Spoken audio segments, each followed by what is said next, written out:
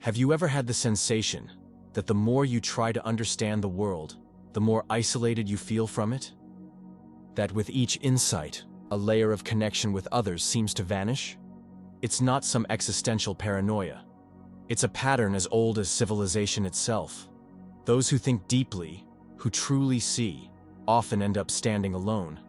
Not because they're lost, but because they've wandered too far ahead. And this isolation isn't accidental, it's systemic. Society has never been comfortable with people who think too much. Not because these thinkers are dangerous in a violent sense, but because they disrupt illusions. They notice what others spend their whole lives avoiding, and they ask questions that don't have easy answers. Think about history. The wisest, most forward-thinking minds, from Socrates to Tesla, from Galileo to Nietzsche, weren't celebrated in their time. They were silenced, mocked, erased, not for being wrong, but for being right too early.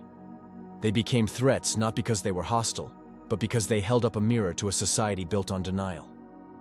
Arthur Schopenhauer, one of the most brutally honest minds to ever put pen to paper, argued that intelligence isn't a virtue, it's a curse. Not metaphorically, but literally. A condition that isolates you the moment you begin to see reality for what it is. The more aware you become, the more distant you grow from others, and the more aware you become of that distance. But why? Why does a sharp mind provoke discomfort where physical strength or beauty might inspire admiration? The answer lies in how our psychology processes perceived superiority.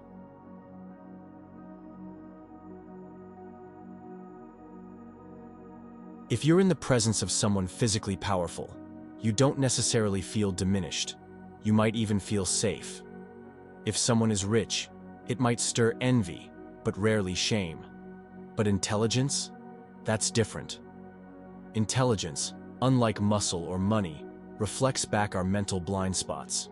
It confronts the things we cling to, our beliefs, our assumptions, our cherished ideas about ourselves. Psychologists call this the mirror effect, not because deep thinkers necessarily criticize others, but because their presence alone reveals what others haven't yet faced. They don't even need to speak. A single comment, a simple question, or even quiet reflection can feel like an existential slap. And people, as you know, don't take kindly to that. This is why intellectual superiority is treated differently than other forms of excellence. It doesn't just live on the outside. It touches the core of who we believe we are. Physical strength might inspire, wealth might impress, but deep intelligence, it destabilizes.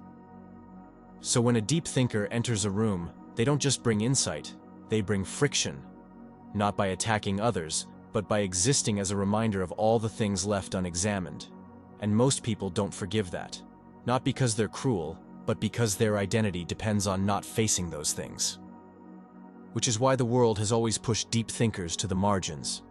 Not with violence, at least not always, but with something quieter, social coldness, awkward silences, eye rolls, abrupt topic changes, all subtle messages that say, stay in line, don't go there. Have you felt this? That moment where you raise a question in a group and the air gets heavy? That conversation where you share an insight, only to be met with blank stares or a nervous laugh before someone changes the subject? It's not coincidence, it's a kind of self-defense.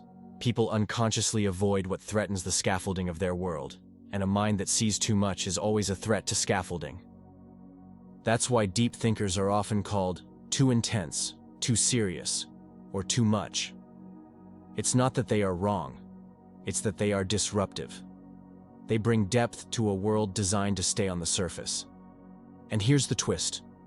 In social settings, confidence often trumps intelligence. People are drawn to those who radiate certainty, even if their ideas are shallow.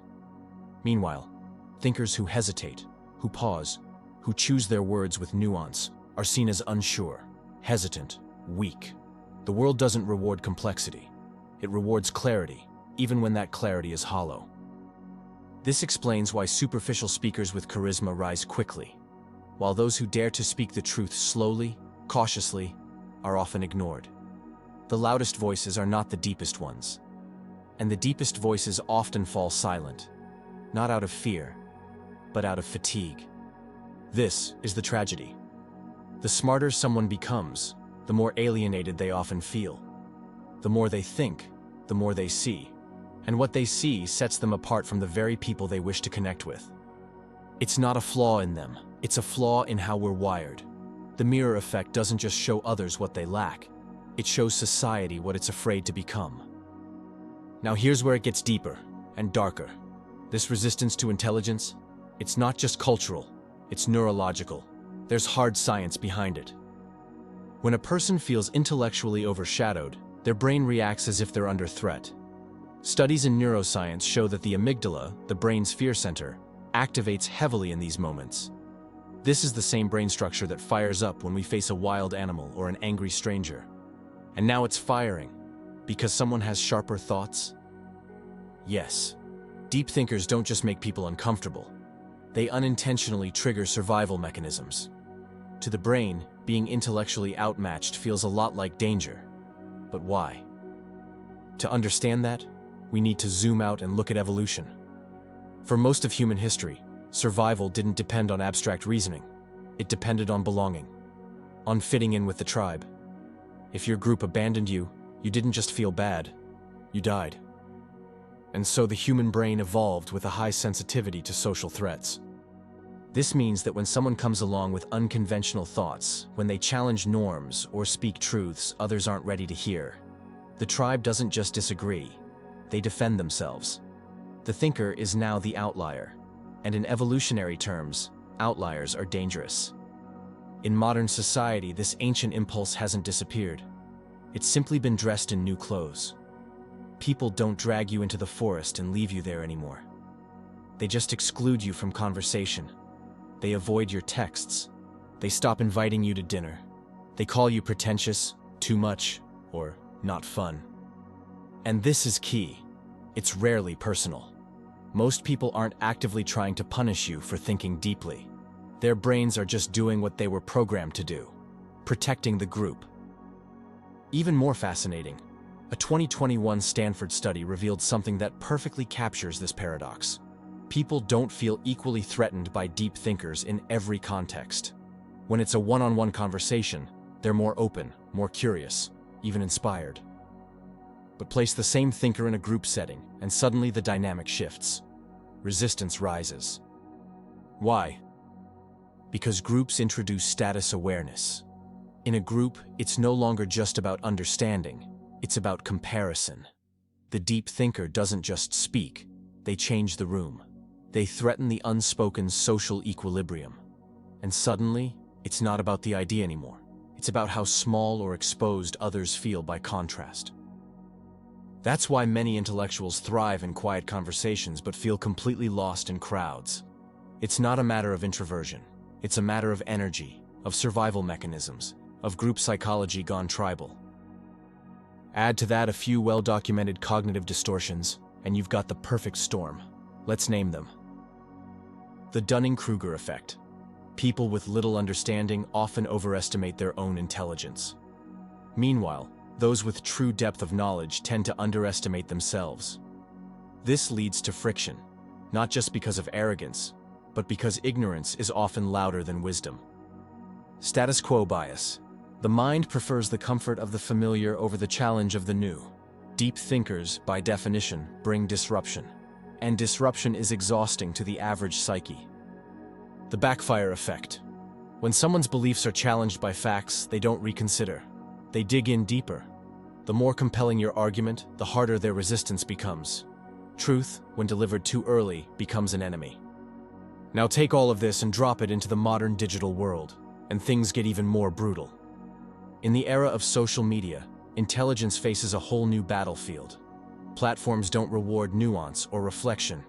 They reward speed, simplicity, and outrage. The algorithm doesn't care about depth, it cares about engagement. And guess what engages people most? Controversy, conflict, and emotional triggers. Thoughtfulness doesn't trend, outrage does. If you're a deep thinker, you've probably noticed this firsthand. You try to share a well-thought-out idea, and it gets buried.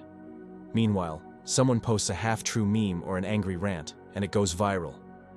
That's not a glitch. It's the system working exactly as designed.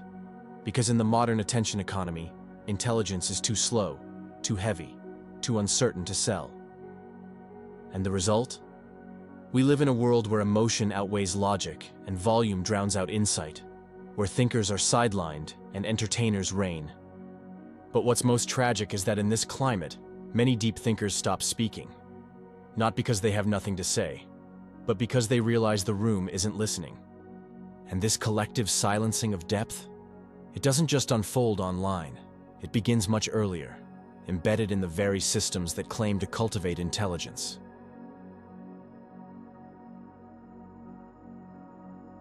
Let's start with education.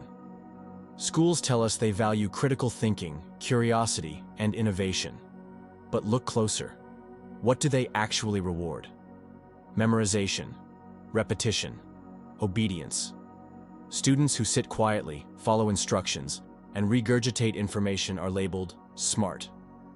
Meanwhile, the ones who question, who challenge, who push back, they're called disruptive, or difficult, or too much. From the very beginning, children are conditioned to prioritize acceptance over originality. And the deepest thinkers, the ones who notice inconsistencies, who refuse to swallow packaged answers, are often punished, not nurtured. Then we enter the workforce, where the pattern repeats itself. Companies talk about innovation, but they promote conformity. Real change threatens systems, and systems are designed to preserve themselves. So who rises? Not the most brilliant, but the most adaptable, the most agreeable, the least threatening to the hierarchy. Being intelligent won't get you promoted. Being unproblematic will. And then there's politics, where intellectual depth all but disappears. In the political arena, truth is a liability. Nuance is seen as weakness. Voters don't want to be challenged. They want to be reassured. And so the leaders we get aren't the ones who think most clearly, but the ones who reflect our biases back to us with conviction and charm. This is why some of the greatest minds in history lived in obscurity, or worse, were destroyed by the very civilizations they tried to elevate.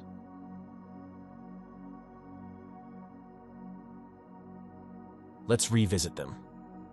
Galileo, who dared to suggest that Earth wasn't the center of the universe, was forced to recant under threat of torture. His discoveries were suppressed, his name smeared. Today, we teach his theories in schools. Van Gogh painted masterpieces no one wanted. He died in poverty, institutionalized and ignored. Now, his work sells for hundreds of millions. Tesla, whose visions could have revolutionized the planet, was ridiculed, defunded, and ultimately forgotten by the world he tried to electrify. His ideas were hijacked by opportunists who sold them back to society at a profit. Alan Turing, whose brilliance helped defeat the Nazis and gave birth to modern computing, was chemically castrated for being gay. 2 years later, he ended his life with a poisoned apple. Only after his death did the world acknowledge his genius. And Hypatia of Alexandria, philosopher, astronomer, and mathematician, who dared to teach rational thought in a society governed by religious extremism. She was dragged into the street by a mob and murdered. Her body was burned, her works erased. What do all these figures have in common? They told the truth when the world wasn't ready to hear it.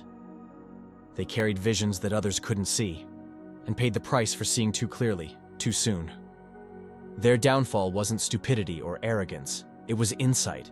It was the curse of being right in a time obsessed with being comfortable. And here's the cruel twist. While they were alive, they were dismissed, punished, or erased. Only after their deaths did we celebrate them, build monuments to them, quote them, as if that posthumous praise could erase the damage. But why do we do that?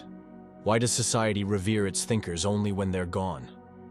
Because once a deep thinker is no longer around to challenge us, they become safe. Their ideas, stripped of their disruptive force, become symbols. History turns them into icons, not because we suddenly understand them, but because it no longer costs us anything to pretend we do.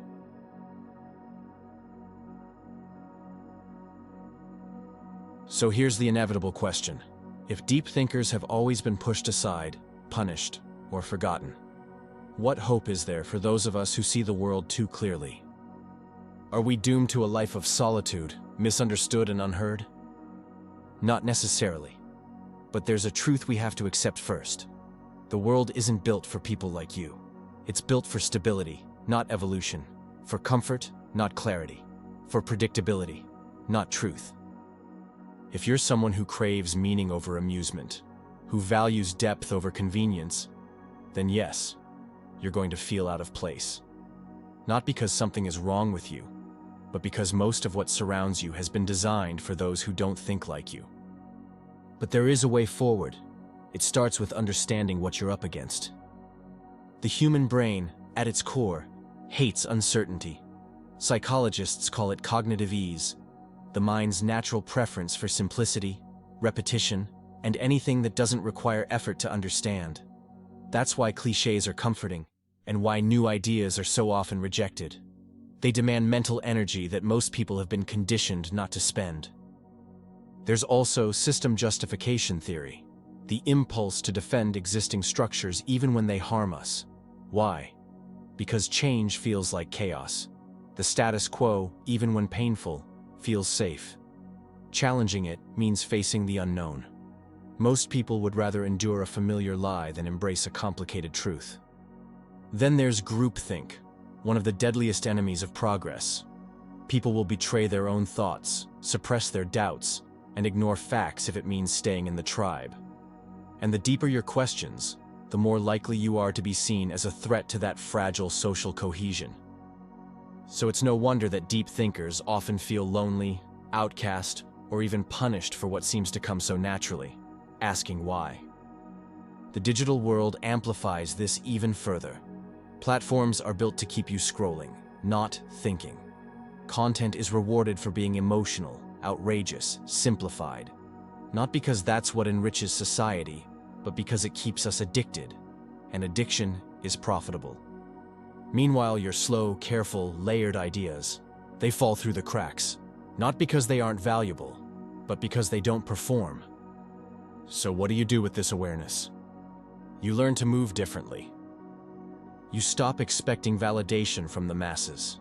You stop trying to be understood by everyone, and start seeking the few who are capable of hearing you. If you're one of those few, someone who craves deeper meaning in a shallow world, consider subscribing to this channel. Here, we don't water things down. We go beneath the surface. You preserve your energy for intentional conversations, not empty arguments. You realize that your voice isn't broken. It's just speaking a dialect most people forgot how to understand. You begin to embrace solitude, not as exile, but as clarity. The space where your thoughts aren't filtered, where your intuition sharpens, where no one's discomfort edits your insight. And most importantly, you learn to translate.